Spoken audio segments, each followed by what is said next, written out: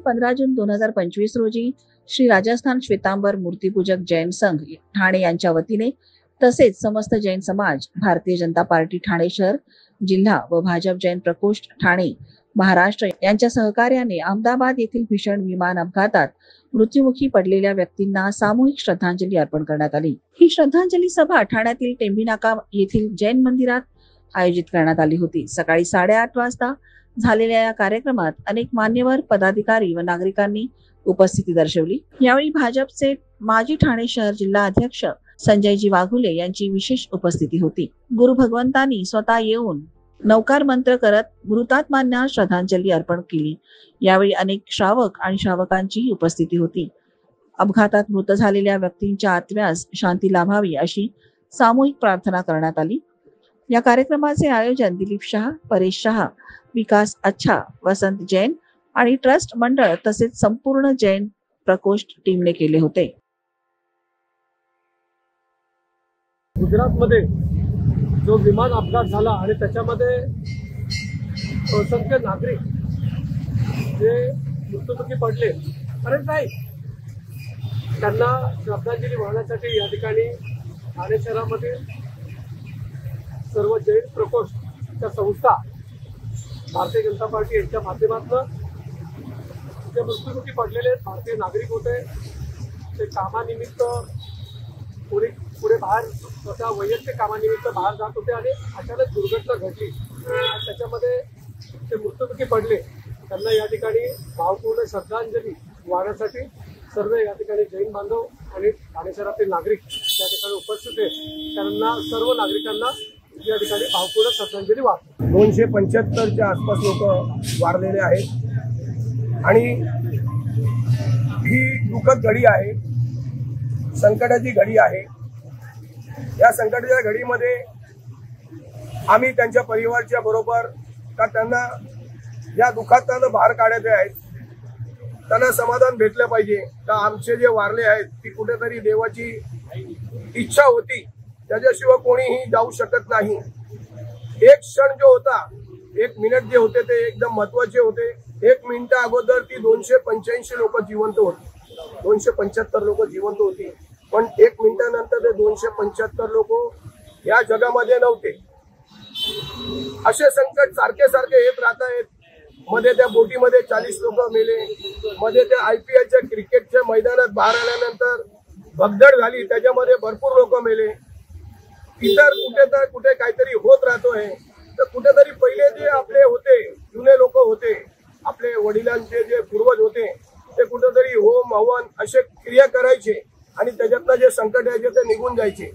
त्या संकटातून कुठेही परत संकट नाही आले पाहिजे म्हणून देवाकडे पण आम्ही प्रार्थना करतोय की ह्या जगाला सुरक्षित ठेवा, ह्या जगाला एकदम शांतपूर्ण ठेवा।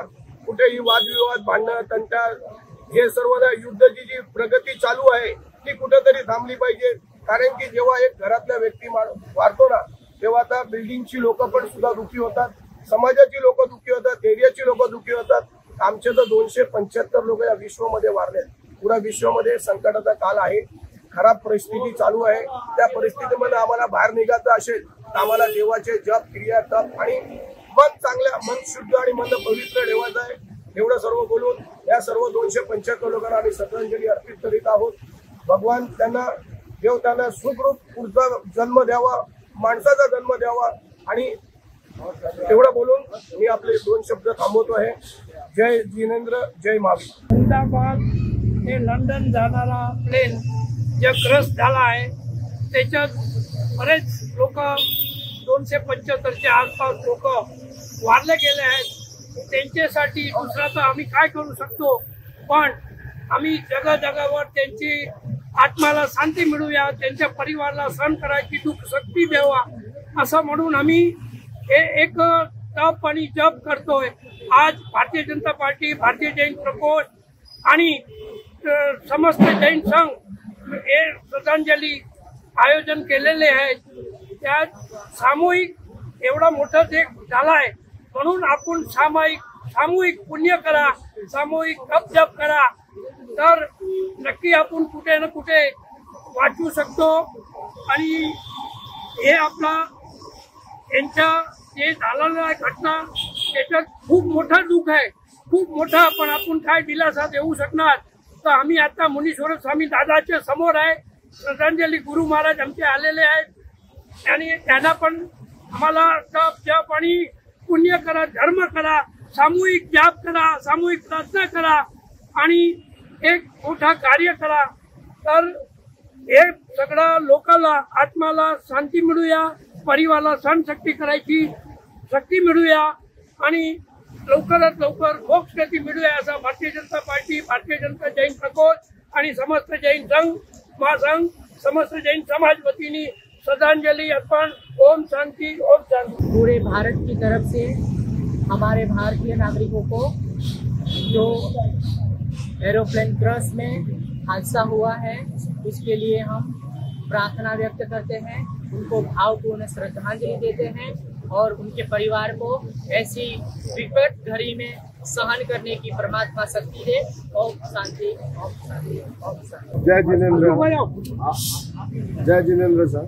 आज जो हुआ है, अभी जो हुआ है अहमदाबाद में जो घटना घटी है, दुखद घटना घटी है, उसके लिए पूरे भारतवर्ष के सभी लोगों को बहुत बड़ा दुख आघात हुआ है. तो अभी उसके लिए हमने जैन संघ और भारतीय जनता पार्टी मिलने के आज यहाँ पे एक श्रद्धांजलि का प्रोग्राम रखा है. भगवान उनकी आत्मा को शांति देवे, चरणों में लेवे, सुख शांति देवे. ओम शांति. 12 जून वो दिवस जो कि न भारत के इतिहास में काला दिवस है, बल्कि एक मानव मात्र के लिए काला दिवस है. एक 275 लोग जो कोई लक्ष्य को लेकर, कोई अपने सपनों को संजोकर एक उड़ान भरी थी, लेकिन ये नहीं मालूम था कि उनका सफर आज यही समाप्त हो जाएगा. तो ऐसी दुखद घटना के उपलक्ष्य पर आज थाना में समस्त जैन समाज और भारतीय जनता पार्टी, भारतीय जनता जैन प्रकोष्ठ और जैन आर्थिक विकास महामंडल की तरफ से उन सब दिवंगत आत्माओं को एक श्रद्धांजलि देने का एक कार्यक्रम रखा है. तो भगवान ईश्वर से हम यही प्रार्थना करते हैं कि समस्त मृत आत्माओं को सद्गति प्रदान करे और उनके परिवार को यह संबल सहन करने की शक्ती प्रदान करे. ओम. मी समय न घेता एवढाच सगळ्यांना निवेदन करतो की समस्त मृतात्माला भगवान त्यांना मोक्षगती प्रदान करे एवं त्यांच्या परिवारजनाला, समस्त परिवारजनाला त्यांना अशी त्यांना शक्ती प्रदान करे की ते हे दुखाला सहन करू शकल. ओम अरहम.